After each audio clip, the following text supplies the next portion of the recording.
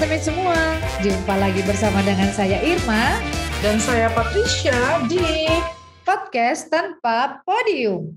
Karena bahagia nggak butuh panggung. Kenapa kita semangat sekali? Daripada nggak semangat, lebih baik semangat, bersemangat gitu. Aduh, sugesti ini biar nggak tutup mata ini. Solimawat. Teman-teman, kami sudah dipukul-pukul yang seharusnya tidur ya. Iya. Tapi daripada kami mimpi buruk nge-tag podcast, lebih baik kami tag biar nggak mimpi buruk. Iya. Pintar ya, pintar, cerdas banget, bagus. Kok bagus? Kenapa pintar? Kenapa smart? Ini tuh apa, mimpi buruk dan mimpin buruk gitu. Wah, itu yang mau kita bahas gitu ya teman-teman ya. Masuk. Kita mau bahas soal mimpin buruk gitu. Jadi bisa mimpi buruk, bisa pemimpin yang buruk. Tapi kalau gitu, sebelum kita jadi pemimpin yang membuat orang lain mimpi buruk gitu, kita mau tes dulu usia. Mesti punya alat ukur nih. Kak Irma punya alat ukur buat kita berdua tes lah ya. Kak Irma boleh baca ada 10 alat ukur gitu ya. Dan kemudian mau lihat seseorang itu sebenarnya ini 10 ciri ya, usia 10 ciri orang itu adalah orang yang buruk dalam memimpin, begitu kira-kira. Ya. Yang pertama ya, ini kita dapatnya dari ini ya, situs rencana.id ya. Okay. Ada 10 ciri pemimpin yang buruk. Nah, kita mau tes dulu. Kira-kira apakah kita mimpi dan mimpin buruk ya? Oke, yang pertama itu punya sikap kaku. Kaku enggak ya? 1, 2, 3. Iya, aku iya sih kayaknya. Kaku. Cenderung kali ya. Kalau kaku-kaku amat sih enggak. Kalau kaku-kaku amat enggak. Kan kita bukan kanebo ya. Cenderung kaku, maksudnya kaku.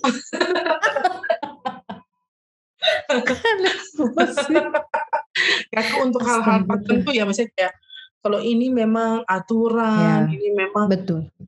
Firman Tuhan gitu. Kayak kita straight di situ ya. Ya, karena kadang-kadang kalau kita nggak punya sikap begitu, yang harusnya jadi ketetapan jadinya kebijakan.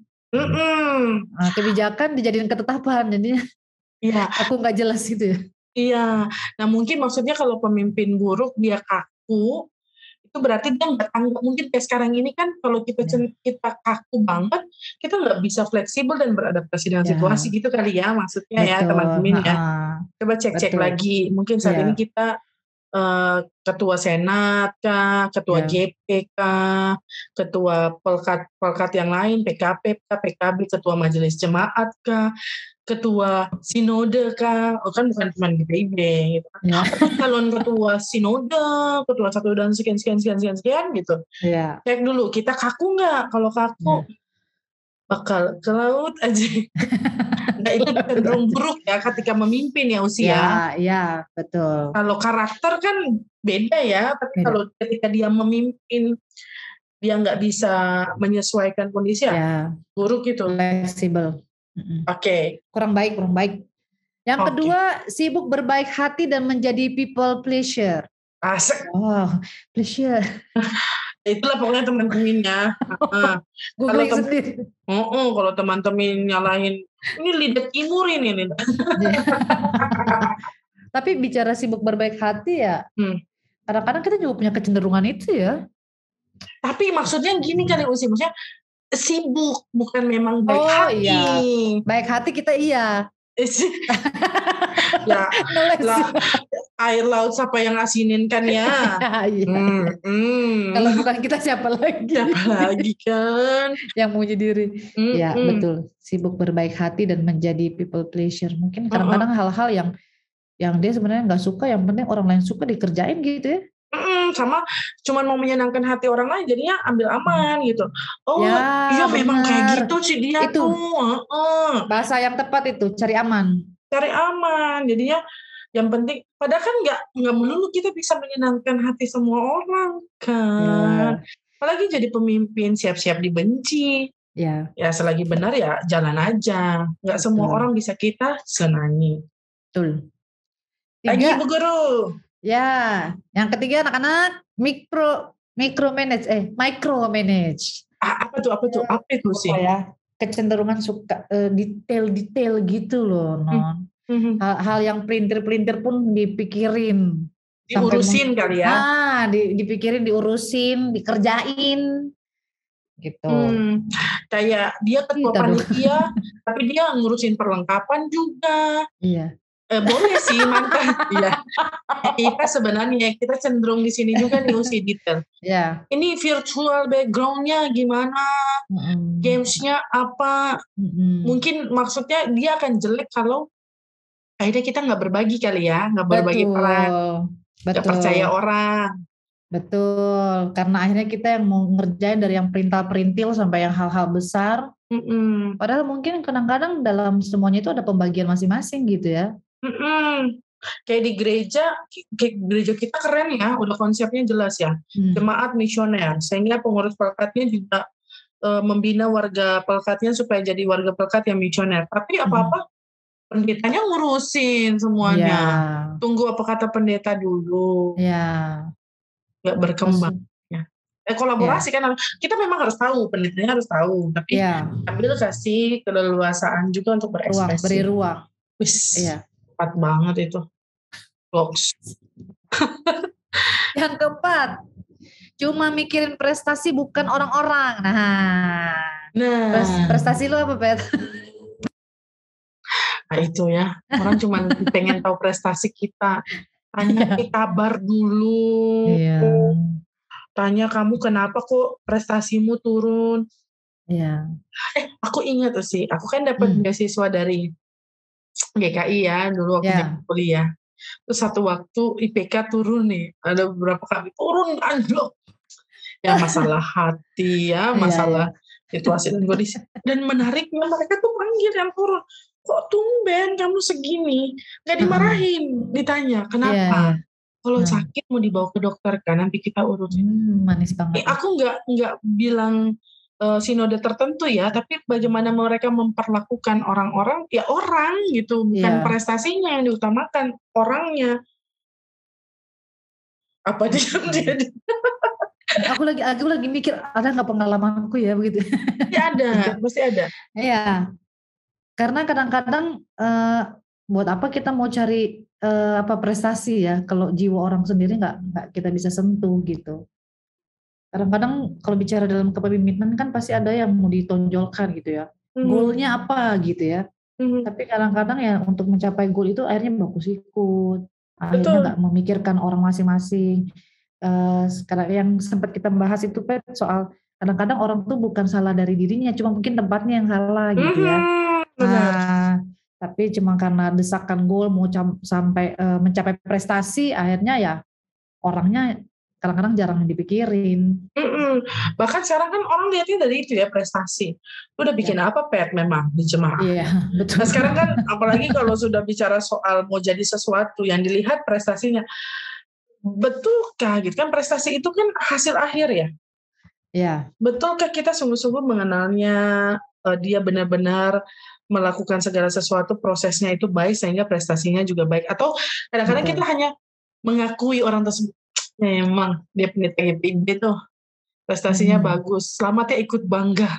Aku tuh kadang-kadang suka takut kalau bilang ikut bangga kalau nggak kasih kontribusi apa-apa loh sih. Selamat aja lah udah cukup gitu, kayak bangga kalau memang kita nggak ada di dalamnya tuh kayak, duh dia usaha aku kita bangga ya.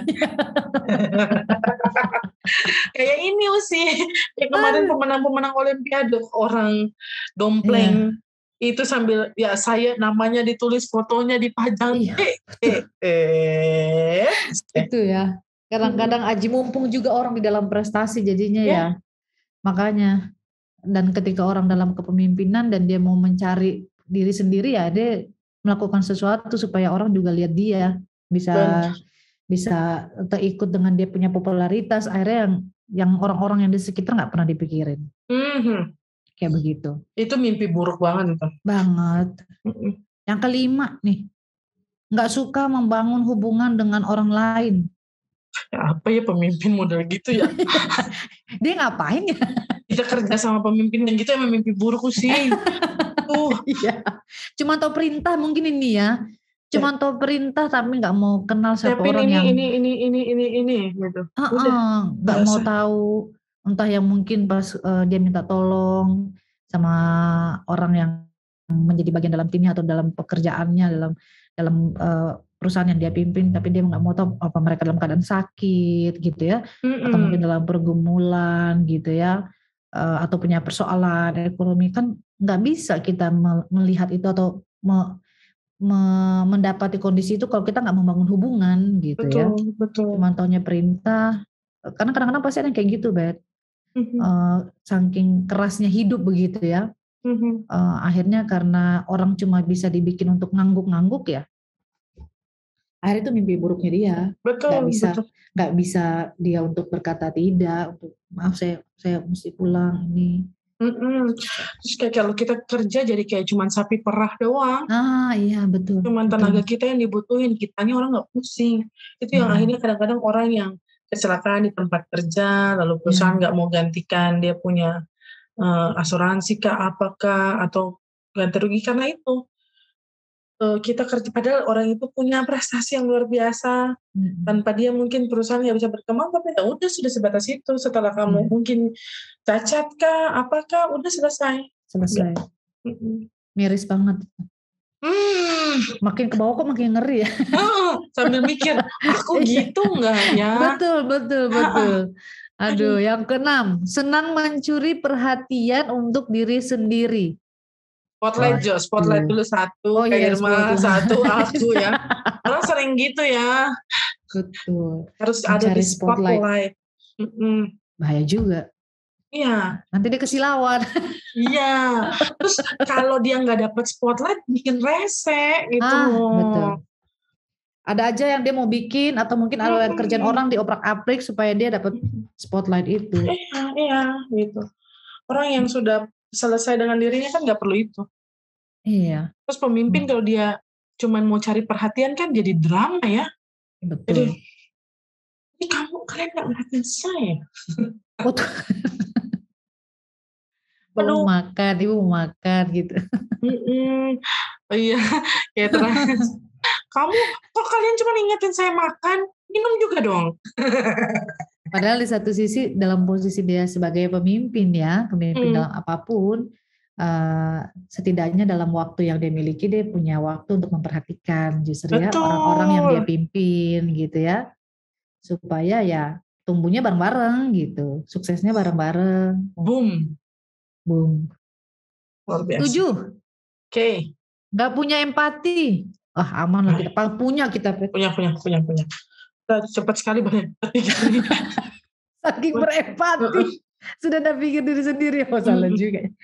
Tapi papaku pernah bilangnya sama mamaku kan. Jadi pengalaman. Sharing mesti kasihan. Iya. Jadi kata mamaku bilang gini, kata papa saya, opaku kan, orang itu harus, ya yang selalu kita bilang ya, kasihlah sama manusia seperti dirimu sendiri.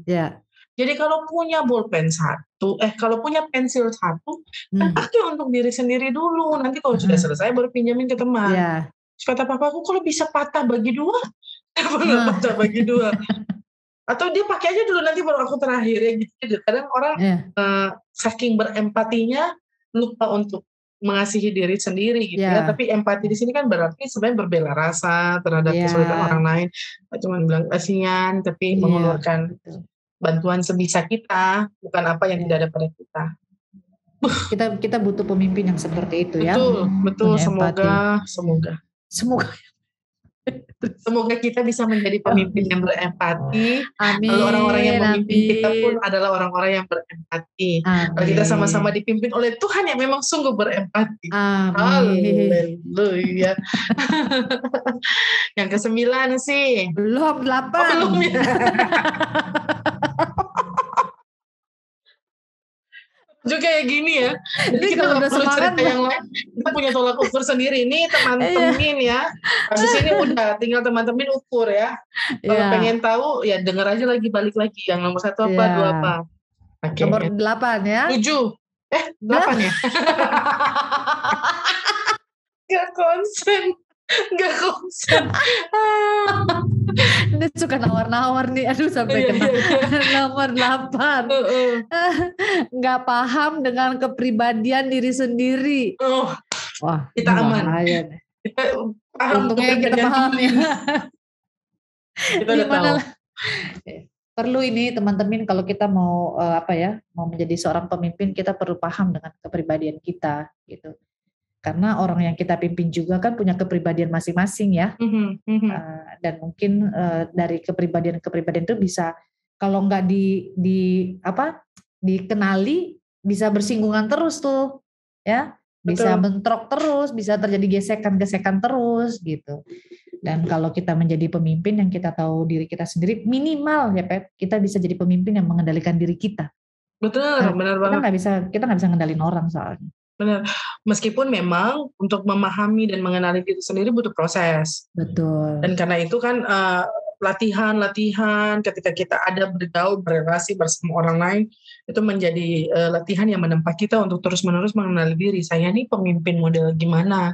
Saya ini punya karisma seperti apa, atau saya ini mampu di bidang apa. Kadang-kadang kita perlu mengakui juga untuk bidang itu memang saya tidak mampu. Teman saya lebih mampu dibandingkan saya misalnya gitu. Legowo. Jadi kadang-kadang kan misalnya kita di pendeta ya, wah pembinaan ini bagus teman saya yang kasih nih, nggak usah kita semua gitu. Atau majelis ini, Bapak bagus loh bagian ini psikolog ya Bapak ya. Udah, tolong dulu bantu ini. Nggak semua harus kita handle. Mengenali diri ya. Iya, mengenali diri ya, mengenali kelemahan kita, menerima kelemahan kita dan juga mengakui kekuatan orang lain gitu. Betul. Oke, baru nih yang ke-9 nih Bu. Nggak dipercaya oleh bawahan atau orang yang dipimpin. Kadang iya, kadang enggak. Iya, lalu relatif tergantung situasi ya. Betul, tergantung bawahannya. Sama tergantung faktor, misalnya kayak umur, perempuan. Ya. Orang suka nggak percaya tuh. Masih muda, masih terus perempuan, bisa apa? Atau ibu rumah tangga, ibu punya suami dan anak, bisa apa dia? Iya. Makanya ketua panitia selalu bukan ibu-ibu biasanya gitu ya. Padahal kalau ibu-ibu ngatur juga bagus. Betul. Karena masing-masing punya sentuhan. Karena masing-masing punya sentuhannya sendiri ya. Misalnya, ya mohon maaf ya, bukan bapak-bapak nggak mampu ya. Bapak-bapak juga bagus, tapi kan kasihan masuk bapak-bapak di perlengkapan terus. Bisa juga loh ibu-ibu di perlengkapan, gitu. Atau anak muda di perlengkapan terus, bisa juga gantian. Mereka punya audionya enggak aman ya? Ya kayak begitu. Jadi memang yang namanya menjadi pemimpin yang baik itu ya kita perlu dipercaya ya. Karena kadang-kadang ketika kita dipercaya itu secara tidak langsung kita punya kualitas diri juga semakin terasa, makin bertumbuh kita. Jadi kalau sampai kita nggak dipercaya, sudah rambu-rambu itu. Mimpi buruk memang. Dan semoga orang mau evaluasi ya, kalau dalam kondisi seperti itu non. Wah gila ya. Terakhir 10. Ya. Menutupi rahasia atau hidup pribadi. Wah ini menjadi salah satu ini ya ciri pemimpin yang buruk nih. Menutupi, mungkin maksudnya terlalu menutup diri gitu ya. Takut dinilai tidak sempurna. Takut aibnya kelihatan. Bisa. Takut kelihatan terbuka, terbongkar gitu ya. Terus apalagi tuh? Oh supaya bisa dilihat berwibawa gitu ya. Jadi dia nggak akan terbuka dengan dirinya. Padahal mungkin dia suka bercanda gitu ya. Tapi karena dia pikir dia jadi pemimpin ya, dia harus menunjukkan sisi lain yang sebenarnya mungkin bukan dirinya dia. Kayak gitu. Capek. Kayak episode sebelumnya kan buka dulu Tong. Wah, ini kita ngobrol sambil ketawa-ketawa tapi sambil merenung ini teman-teman. Iya. Sudahkah kita menjadi pemimpin yang baik atau kita jadi pemimpin yang buruk begitu? Iya. Dan kalau misalnya lebih banyak dari antara 10 ciri ini ada pada diri kita, ya mari kita baharui lagi ya, kenali lagi diri kita, lalu pelan-pelan kita usaha, yuk bisa yuk. Jadi pemimpin yang baik yang mendatangkan mimpi indah, Iya. Jangan datangin mimpi buruk, karena Usi kalau mimpi buruk gimana reaksinya Usi? Aku kalau mimpi buruk kepikiran aku, apa kenapa ya? Apa pesannya ya? Iya, cari primbon ya. Kadang-kadang kan kita mimpi buruk, misalnya di dalam mimpi itu orang yang jarang kita lama nggak ketemu gitu. Kenapa ya? Atau satu-satu peristiwa-peristiwa yang kita random gitu ya. Ada apa ya? Apa ya yang lagi mau ini ya kejadiannya? Jadi ya akhirnya yang tadinya mau bangun pagi itu dengan sukacita gitu ya, mau bangun dengan suasana yang penuh syukur berdoa. Kadang-kadang kalau ada mimpi buruk itu kan jadi kayak baru mau buka mata aja kayaknya udah beban. Benar. Jadinya, aduh ngeri juga ya. Iya. Lalu kalau misalnya kita tahu bahwa mimpi buruk itu tidak menenangkan, ya jangan jadi pemimpin yang buruk supaya orang lain juga bisa tidur nyenyak gitu ketika ada dalam kepemimpinannya kita gitu ya. Mungkin itu kali ya pesan-pesan sederhana siapapun kita yang kita semua pemimpin setidaknya bagi diri sendiri. Tapi dalam tugas tanggung jawab kepemimpinan yang Tuhan percayakan, apapun perannya sekecil apapun lingkupnya ya, mari jangan jadi pemimpin yang buruk. Gitu kali sih ya. Jangan jadi pemimpin yang buruk yang membawa mimpi buruk bagi orang lain. Ya. Gitu. Membuat hidup orang semakin terpuruk. Apalagi apalagi. Supaya hidup orang jangan ambruk. Luar biasa. Cukup sampai di situ aja ya teman-teman ya.